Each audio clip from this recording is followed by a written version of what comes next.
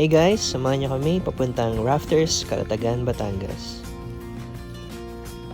Where are you going?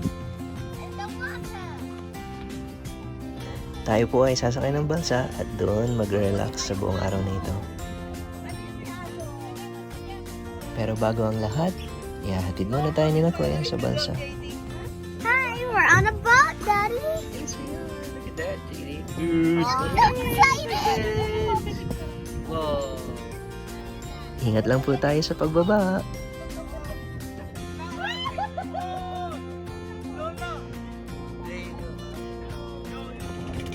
Matapos pong sumakay sa balsa, ihahatid na po tayo sa sandbar. This is the sandbar, JD. Look at that. Look at how clear the water is. It looks so shiny. That's right.